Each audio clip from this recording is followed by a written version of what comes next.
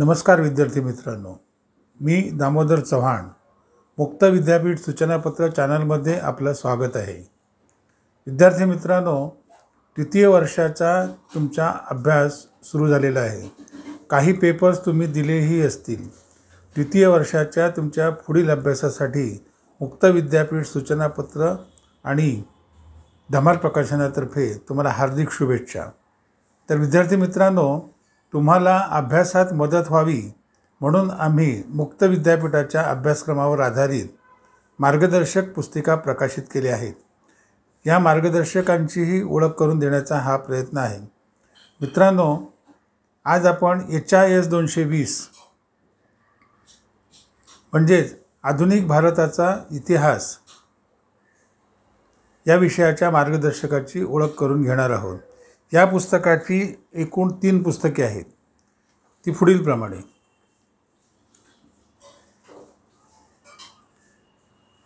पुस्तक पहिलेचं नाव आहे ब्रिटिश साम्राज्यवाद आणि भारत। पुस्तक दुसरे नाव आहे राष्ट्रीय चळवळ 1885 ते 1920 आणि तिसऱ्या पुस्तकाचं नाव आहे ब्रिटिश प्रशासनाचा इतिहास आणि घटनात्मक विकास 1858 ते 1950। या तीनही पुस्तकांचे 3 स्वतंत्र व्हिडिओ आम्ही सादर केलेले आहेत। मित्रांनो, कोरोनाच्या महामारीमुळे विद्यापीठाने लघुत्तरी प्रश्नांच्या म्हणजेच मल्टिपल चॉईस क्वेश्चन पद्धतीच्या परीक्षा घेतल्या होत्या, परंतु यापुढे दीर्घोत्तरी प्रश्नांसाठी परीक्षेचा पॅटर्न पुढील प्रमाणे राहील। 80 गुणांची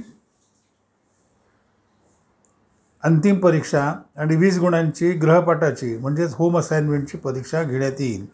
प्रश्नांची उत्तरे प्रत्येकी 75 ते 100 शब्दांमध्ये लिहायची आहेत आणि म्हणूनच आम्ही मार्गदर्शकामध्ये मे 2005 पासूनच्या अंतिम परीक्षांमध्ये सातत्याने विचारल्या गेलेल्या महत्त्वाच्या प्रश्नांची उत्तरे देण्याचा प्रयत्न केलेला आहे। तर मित्रांनो, त्याचप्रमाणे महत्त्वाची गोष्ट म्हणजे पाठ्यपुस्तकातील प्रत्येक घटकाच्या सुरुवातीस काही उद्दिष्टे देण्यात आलेली आहेत। या उद्दिष्टांमध्ये संपूर्ण घटकाचा आशय सामावलेला असतो। या उद्दिष्टांमुळे विषयाची चांगली ओळख होते, घटकातील मुद्दे लक्षात येतात। महत्त्वाचं म्हणजे या उद्दिष्टांच्या आधारावरच गृहपाठ आणि अंतिम परीक्षांमध्ये विचारले गेलेले प्रश्न सामावलेले असतात। तर आता आपण पुस्तकाचा घटकवार अभ्यास सुरू करू। तर प्रथम आपण पहिल्या व्हिडिओमध्ये पुस्तक पहिले ब्रिटिश साम्राज्यवाद आणि भारत या पहिल्या पुस्तकाची ओळख करून घेऊ।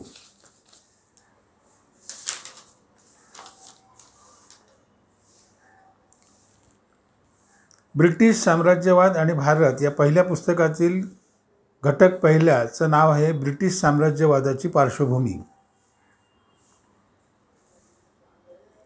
या घटकामध्ये 17व्या शतकातील इंग्रजांचा भारतातील शिरकाव, नंतर 150 वर्षांनी भारतीय राजकारणातील प्रवेश, 19व्या शतकात इंग्रजांची भारतातील सत्ता स्थिरावलेली सत्ता, इंग्रजांचा असा शिरकाव होत असतानाच तत्कालीन भारतीय सत्तांचा होणारा ऱ्हास इत्यादी घडामोडींचा विचार करणार आहोत। अभ्यासासाठी पुढील उद्दिष्टे देण्यात आलेली आहेत: 1. भारतात राजकीय सत्तांचा ऱ्हास होऊन इंग्रजांना यश काय मिळाले ते सांगता येणे। 2. ईस्ट इंडिया कंपनीच्या धोरणाचे भारतातील परिणाम सांगता येणे। आणि तिसरा उद्दिष्ट आहे 1857च्या उठावाची कारणे व स्वरूप स्पष्ट करता येणे। या उद्दिष्टांच्या आधारे भारतातील राजकीय सत्तांचा ऱ्हास करण्यात इंग्रजांना यश कसे प्राप्त झाले हा प्रश्न मे 2007 आणि मे 2013च्या परीक्षांना विचारण्यात आला। त्याचप्रमाणे ईस्ट इंडिया कंपनीच्या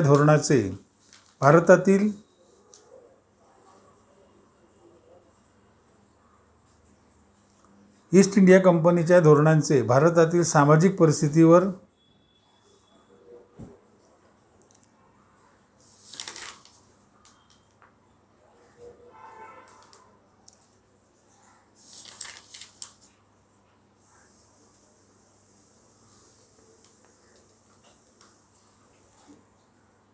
ईस्ट इंडिया कंपनीच्या धोरणाचे भारतातील सामाजिक परिस्थितीवर झालेले परिणाम स्पष्ट करा.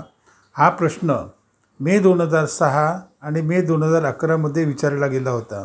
असेच इतर काही महत्त्वाचे आणि संभाव्य प्रश्न धमाल प्रकाशनाच्या मार्गदर्शकात समाविष्ट केलेले आहेत. इथे घटक पहिला संपतो. घटक दुसऱ्याचं नाव आहे ब्रिटिशांचे आर्थिक शोषणाचे धोरण.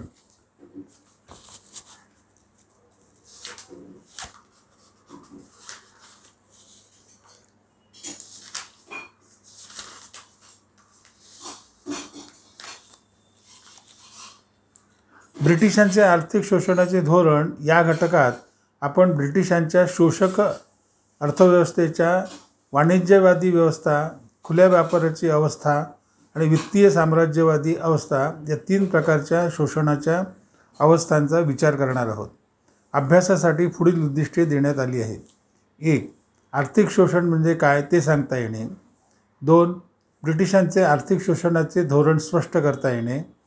3. वसाहतवादी अर्थव्यवस्थेच्या 3 अवस्थांचे वर्णन करता येणे. आणि 4थं उद्दिष्ट आहे शोषणाच्या धोरणाचा भारतावरील परिणाम स्पष्ट करता येणे. या उद्दिष्टांच्या आधारे ब्रिटिशांच्या शोषक अर्थव्यवस्थेच्या 3 अवस्थांचे मूल्यमापन करा. हा प्रश्न मे 2006, ऑक्टोबर 2007 आणि मे 2016च्या अंतिम परीक्षांना विचारला गेला होता. असेच काही संभाव्य आणि महत्त्वाचे तसेच उद्दिष्टांवर आधारित प्रश्न मार्गदर्शकामध्ये समाविष्ट करण्यात आलेले आहेत.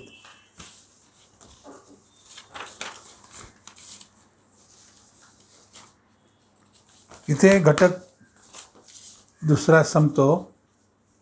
आता पुढे घटक तिसरा.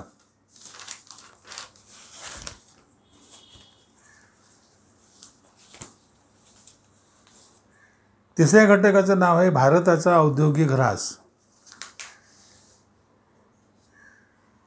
भारताचा औद्योगिक ऱ्हास या घटकात आपण ब्रिटिशांच्या धोरणांमुळे भारतातील पारंपरिक उद्योगधंद्यांची कशी नासाडी झाली, कसबी कारागिरांसाठी प्रसिद्ध असलेली शहरे कशी उजाड झाली, खेड्यातील कुटीरोद्योग कसा उद्ध्वस्त झाला, त्यामुळे स्वयंपूर्ण ग्रामव्यवस्था कशी ऱ्हासाला गेली इत्यादी गोष्टींचा विचार करणार आहोत.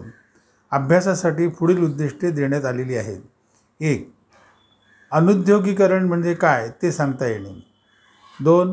भारताच्या औद्योगिक ऱ्हासाची कारणमीमांसा करता येणं. 3. औद्योगिक ऱ्हासाचे परिणाम स्पष्ट करता येणे. आणि 4थं उद्दिष्ट आहे औद्योगिक ऱ्हासाविषयीचे दृष्टिकोन स्पष्ट करता येणे.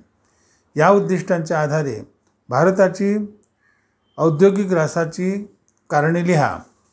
हा प्रश्न मे 2006, ऑक्टोबर 2007, मे 2011, मे 2012, आणि मे 2013च्या अंतिम परीक्षांमध्ये विचारला गेला. तसेच भारतातील औद्योगिक ऱ्हासाचे महत्त्वपूर्ण परिणाम स्पष्ट करा.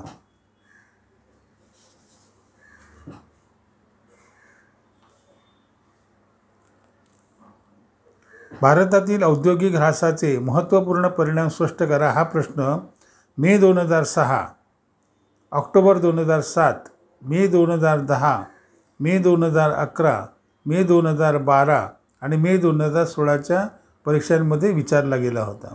इथे आपला घटक तिसरा संपतो.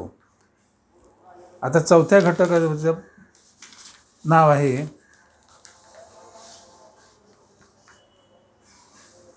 शेतीचे व्यापारीकरण.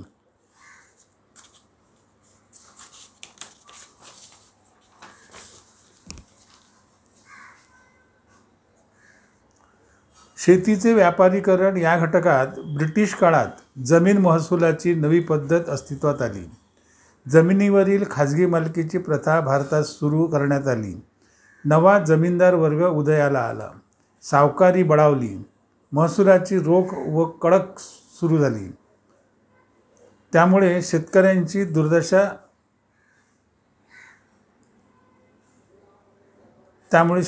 दुर्दशा झाली इत्यादी मुद्द्यांचा विचार करणार आहोत. अभ्यासासाठी पुढील उद्दिष्टे दिली आहेत. 1. ब्रिटिश काळात कृषी क्षेत्रात झालेले परिवर्तन स्पष्ट करता येणे. 2. शेतीचे व्यापारीकरण म्हणजे काय ते सांगता येणे. 3. शेतीच्या व्यापारीकरणाची कारणमीमांसा करता येणे. आणि 4थं उद्दिष्ट आहे शेतीच्या व्यापारीकरणाचे परिणाम सांगता येणे. या उद्दिष्टांच्या आधारे शेतीचे व्यापारीकरण म्हणजे काय ते सांगून ते होण्याची कारणे स्पष्ट करा, हा प्रश्न मे 2012च्या परीक्षेला होता. तसेच शेतीच्या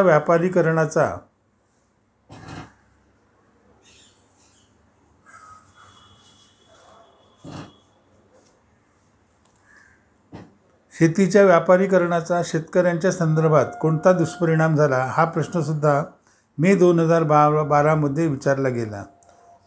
असेच महत्त्वाचे आणि संभाव्य प्रश्न मार्गदर्शकात दिलेले आहेत.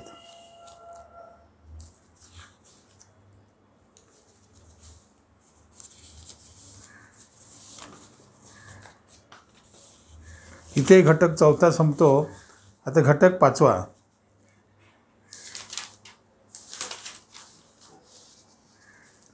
पाचव्या घटकाचं नाव आहे ग्रामव्यवस्थेचा ऱ्हास व नागरिकीकरण.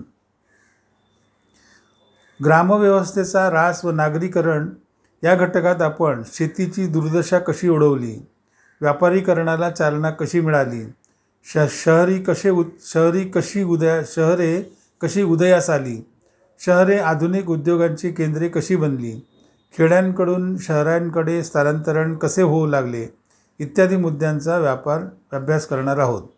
अभ्यासासाठी पुढील उद्दिष्टे देण्यात आलेली आहेत. 1. ग्रामव्यवस्थेचा ऱ्हास का व कसा झाला ते सांगता येणे. 2. नागरीकरण म्हणजे काय ते स्पष्ट करता येणे. 3. नागरीकरणाचा परिणाम स्पष्ट करता येणे.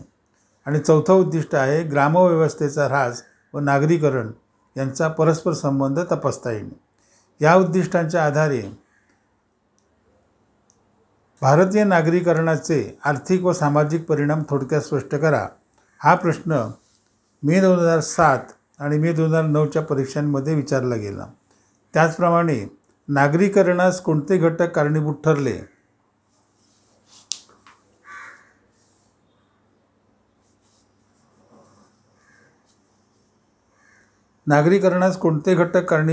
हा प्रश्न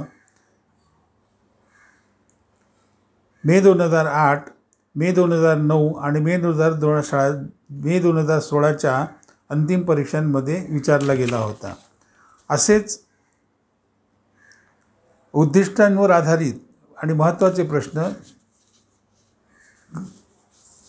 मार्गदर्शकामध्ये दिलेले आहेत. इथे घटक 5वा संपतो. आता पुढे घटक 6वा.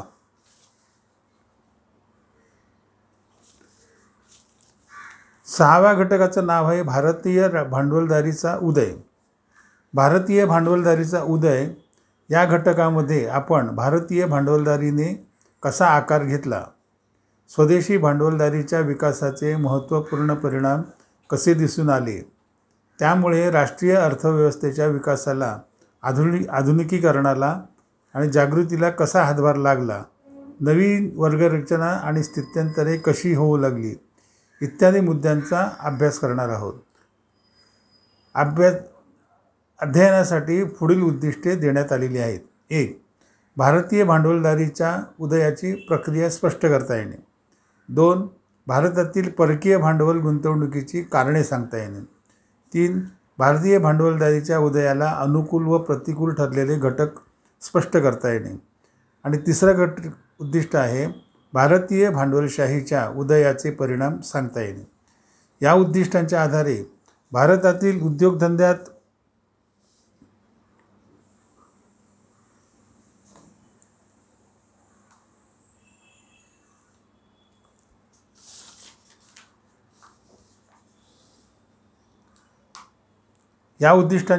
भारतातील उद्योग क्षेत्रातील परकीय भांडवल गुंतवणुकीतील 6 कारणे लिहा. हा प्रश्न मे 2016च्या अंतिम परीक्षेत विचारला गेला होता. असेच काही महत्त्वाचे आणि संभावनीय वाटणारे प्रश्न जे उद्दिष्टांच्यावर आधारित आहेत ते धमाल प्रकाशनाच्या मार्गदर्शकामध्ये दिलेले आहेत. इथे घटक 6वा संपतो. पुढे घटक 7वा.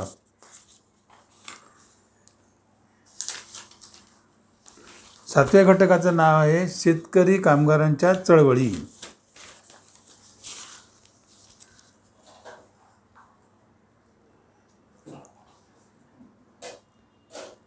शेतकरी कामगारांच्या चळवळी या घटकात आपण भारताच्या आधुनिकतेला आकार देणाऱ्या घटकांपैकी समाजवादाचा उदय हा महत्त्वपूर्ण घटक होता. भारताच्या राष्ट्रीय जागृतीच्या चळवळीने जनताभिमुख वळण घेतले होते. या मुद्द्याचा आपण विचार करणार आहोत. अभ्यासासाठी पुढील उद्दिष्टे दिलेली आहेत. 1. भारतातील कष्टकरी वर्गामध्ये नव्या जाणीवा कशा जागृत झाल्या ते सांगता येणे. 2. शेतकरी चळवळीच्या उदयाची प्रक्रिया व परिणाम सांगता येणे. 3. कामगार चळवळीच्या उदयाची प्रक्रिया व परिणाम स्पष्ट करता येणे. आणि 4थं उद्दिष्ट आहे भारतीय समाजवादाचा उदय कसा झाला ते सांगता येणे. या उद्दिष्टांच्या आधारे आधुनिक भारतातील शेतकरी कामगार चळवळीचे परिणाम स्पष्ट करा. हा प्रश्न ऑक्टोबर 9 आणि मे 2010च्या परीक्षांमध्ये विचारला गेला. तसेच भारतातील समाजवादाच्या उदयाची माहिती सांगून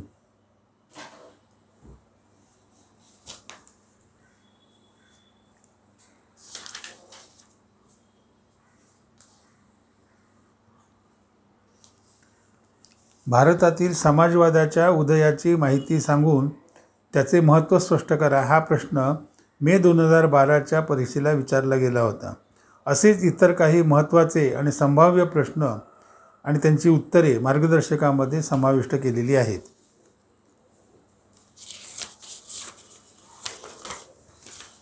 इथे घटक 7वा संपतो. पुढे घटक 8वा.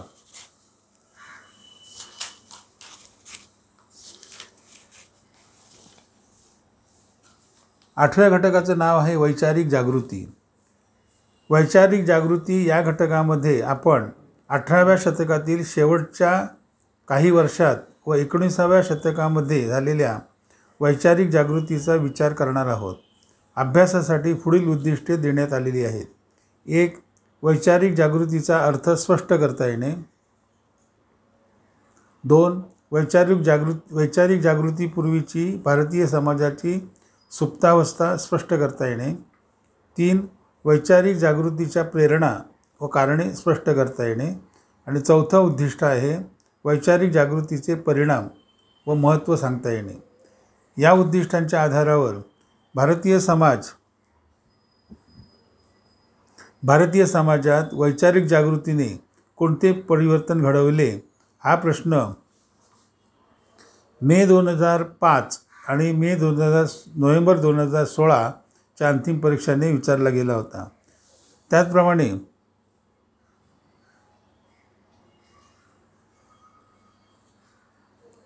वैचारिक जागृतीचे परिणाम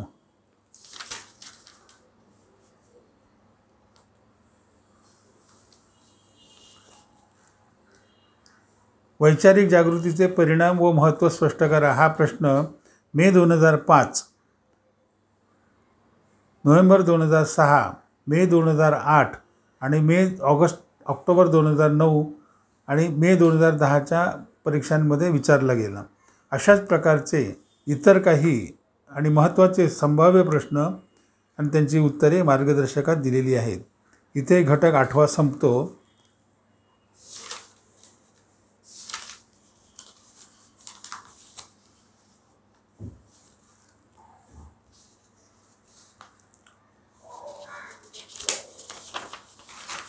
घटक 9वा आहे आर्थिक राष्ट्रवादाचा उदय.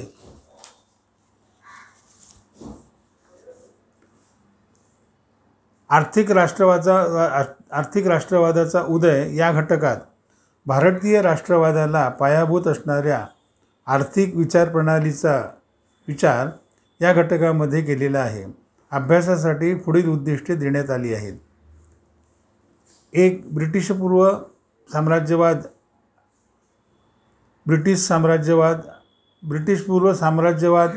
आणि ब्रिटिश साम्राज्यवाद यातील फरक सांगता येणे. 2 ब्रिटिशांच्या आर्थिक धोरणांचे भारतावरील परिणाम सांगता येणे.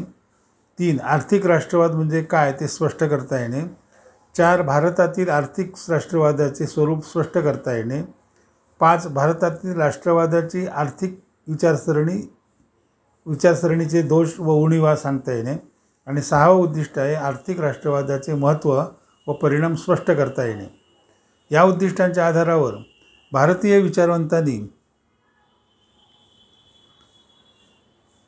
विचारवंतांनी मांडलेल्या संपत्तीच्या निस्सारण सिद्धांताचे विवेचन करा हा महत्त्वाचा आणि संभाव्य प्रश्न आहे. तसेच आर्थिक राष्ट्रवादी विचारांचे महत्त्व व परिणाम स्पष्ट करा हा प्रश्न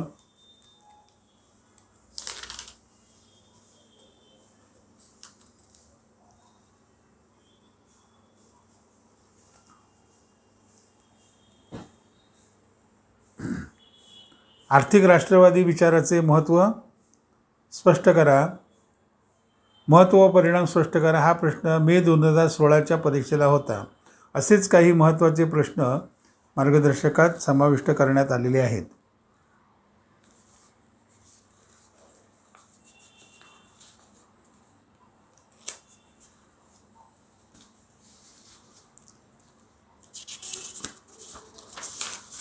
इथे घटक 9वा संपतो. पुढे घटक 10वा. 10व्या घटकाचं नाव आहे समाज सुधारणा व राष्ट्रवाद. समाज सुधारणा व राष्ट्रवाद या घटकात ऐहिकता, मानवतावाद, विवेकनिष्ठा, स्वातंत्र्य व समता या आधुनिक मूल्यांवर आधारित अशा धार्मिक आणि सामाजिक सुधारणांचा पुरस्कार काही विचारवंतांनी केला, त्यांचा विचार केलेला आहे. अभ्यासासाठी पुढील उद्दिष्टे देण्यात आलेली आहेत. 1 ब्रिटिशपूर्व भारतातील धार्मिक व सामाजिक परिस्थिती सांगता येणे. 2 वैचारिक जागृतीची धार्मिक व सामाजिक बाजू मांडता येणे. 3 सुधारणा चळवळीचे स्वरूप स्पष्ट करता येणे. 4 सुधारणा चळवळीच्या मर्यादा व अपयशाची कारणे सांगता येणे. आणि 5वं उद्दिष्ट आहे सुधारणा चळवळीचे महत्त्व व राजकीय व सामाजिक चळवळींचा संबंध स्पष्ट करता येणे. या उद्दिष्टांच्या आधारावर सुधारणावादी चळवळीचे यशापयश थोडक्यात लिहा हा प्रश्न मे 2006, मे 2007, ऑक्टोबर 2007, मे 2009 आणि मे 2016च्या परीक्षांमध्ये होता. तसेच महात्मा फुल्यांनी विधवांची परिस्थिती सुधारण्यासाठी कोणते प्रयत्न केले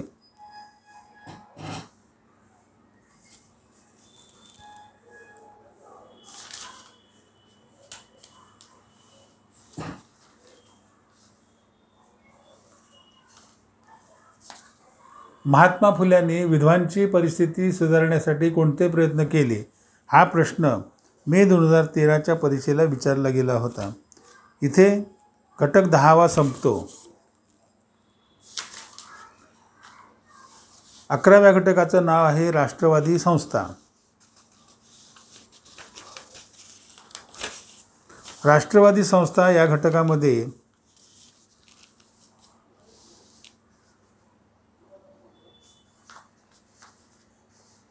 राष्ट्रवादी संस्थांनी राष्ट्रीय सभेची पार्श्वभूमी तयार केली. राष्ट्रीय सभेचे सदस्य या प्रांतिक संस्थांमधून आले. भारतीयांच्या राजकीय हितसंबंधांचे संरक्षण करण्याचा प्रयत्न आपल्या परीने या संस्थांनी केला इत्यादी मुद्द्यांचा विचार केला आहे. अभ्यासासाठी पुढील उद्दिष्टे दिलेली आहेत. 1 राष्ट्रवादाचे तत्कालीन राजकीय स्वरूप स्पष्ट करता येणे. 2 प्रांतिक पातळीवर तसेच भारताबाहेर झालेल्या प्रयत्नांची माहिती देता येणे. 3 राष्ट्रवादातून राजकीय संस्थांची निर्मिती का झाली ते सांगता येणे. आणि 4थं उद्दिष्ट आहे या संस्थांचे स्वरूप व कार्यपद्धती तसेच महत्त्व सांगता येणे. या उद्दिष्टांच्या आधारे अनेक महत्त्वाचे आणि संभाव्य प्रश्न मार्गदर्शकामध्ये समाविष्ट केलेले आहेत.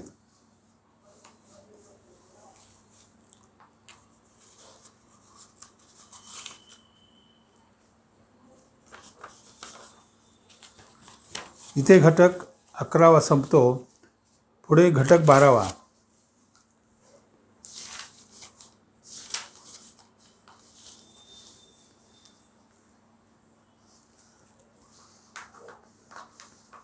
12व्या घटकाचं नाव आहे भारतीय राष्ट्रीय सभेची स्थापना. भारतीय राष्ट्रीय सभेची स्थापना या घटकात आपण भारतीय राष्ट्रीय सभेची स्थापना 1885 मध्ये झाली. राष्ट्रीय एकात्मता व लोकशाही यांचा समन्वय साधणे, कायदेमंडळात प्रतिनिधित्व मिळविणे, प्रशासनाचे भारतीयीकरण आणि सरकारच्या आर्थिक धोरणांवर नियंत्रण ठेवण्याचा प्रयत्न करणे इत्यादी मुद्द्यांचा विचार करणार आहोत. अभ्यासासाठी पुढील उद्दिष्टे देण्यात आलेली आहेत. 1. भारतीय राष्ट्रीय सभेची स्थापना का झाली ते सांगता येणे. 2. राष्ट्रीय सभेच्या स्थापनेत ब्रिटिशांचा सहभाग कसा होता ते स्पष्ट करणे. 3. राष्ट्रीय सभेची उद्दिष्टे सांगता येणे. आणि 4थं उद्दिष्ट आहे राष्ट्रीय सभेच्या यशापयशाची चर्चा करून तिचे महत्त्व सांगता येणे. या उद्दिष्टांच्या आधारावर भारतीय राष्ट्रीय सभेच्या स्थापनेचे महत्त्व स्पष्ट करा. हा प्रश्न नोव्हेंबर 2006 आणि मे 2011च्या परीक्षांमध्ये विचारला गेला. त्याचप्रमाणे भारतीय राष्ट्रीय सभेची उद्दिष्टे स्पष्ट करा.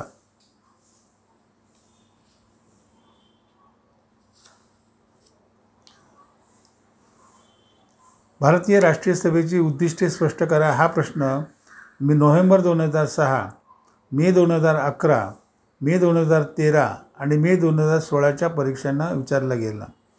असेच काही महत्त्वाचे आणि संभाव्य प्रश्न धमार प्रकाशनाच्या मार्गदर्शकात समाविष्ट करण्यात आलेले आहेत. इथे आपला घटक संपला. त्याचप्रमाणे पुस्तक पहिलेसुद्धा संपले. पुढे पुस्तक दुसरे सुरू करूया.